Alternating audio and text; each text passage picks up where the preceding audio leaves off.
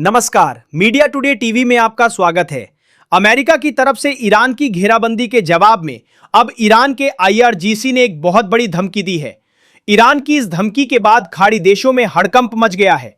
Iran की revolutionary guards ने साफ कर दिया है कि अगर उसके बंदरगाहों को कोई खतरा हुआ तो पूरा इलाका धुआं धुआं कर देंगे।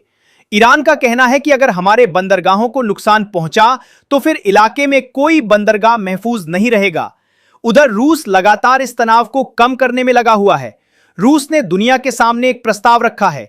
इस प्रस्ताव में पुतिन ने ईरान का यूरेनियम को अपने देश ले जाने की बात कही है। क्या है पूरा मामला, आपको विस्तार से बताऊंगा।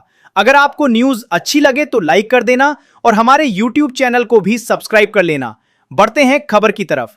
इस्लामाबाद में युद्ध विराम वार्ता के नाकाम होने के बाद अमेरिकी सेना ने घोषणा की थी कि वो ईरानी बंदरगाहों में प्रवेश करने या वहां से बाहर निकलने वाले जहाजों को रोकना शुरू कर देगी। इसके लिए बहरीन में अमेरिकी नौसेना के 5वें बेड़े ने इसके लिए तैयारियां भी शुरू कर दी हैं। इसके तहत फारस की खाड़ी, अरब सागर और उससे सटे इलाकों में बड़े पैमाने पर सैन्य तैनाती की जाएगी। अमेरिका का मानना है कि इससे ईरान पर दबाव बढ़ेगा और वो होर्मुज को खोलने के साथ साथ वार्ता की बाकी शर्तों को मानने के लिए तैयार हो जाएगा। लेकिन ऐसा कुछ होता दिख ही नहीं रहा। ईरान ने मध्य पूर्व के देशों को धमकी देकर अपने इरादे जाहिर कर दिए हैं। ईरान ने चेतावनी दी है कि अगर उसके बंदरगाहों को खतरा हुआ तो फारस की खाड़ी या ओमान सागर में कोई भी बंदरगाह सुरक्षित नहीं रहेगा। ईरान की सेना और IRGC ने धमकी देते हुए कहा है कि क्षेत्रीय समुद्री सुरक्षा पर कोई समझौता नहीं किया जाएगा। IRGC ने धमकाते हुए कहा कि फारस की खाड़ी और ओमान सागर में सुरक्षा या तो सभी के लिए है या किसी के लिए नहीं है। उसने कहा कि अगर अमेरिकी सेना ईरान की नाकाबंदी करती है तो इससे क्षेत्र में कोई भी बंदरगाह सुरक्षित नहीं होगा। ईरान की यह धमकी सीधे तौर पर मध्य पूर्व में अमेरिका के सहयोगी देशों के लिए चेतावनी माना जा रहा है। ये देश पहले से ही ईरान के ड्रोन और मिसाइल हमलों से परेशान हैं और जान माल का भारी नुकसान उठा चुके हैं। ऐसे में रूस ने तनाव को कम करने के लिए शांति वार्ता का एक नया प्रस्ताव पेश किया है। रूस अमेरिका के साथ किसी भी संभावित शांति समझौते के तहत ईरान का संवर्धित यूरेनियम अपने पास रखने के लिए तैयार है।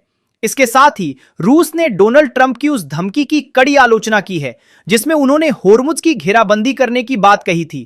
रूस के अलावा पाकिस्तान भी अमेरिका और ईरान के बीच एक और दौर की बातचीत कराने के लिए राजनयिक प्रयास को तेज कर दिया है।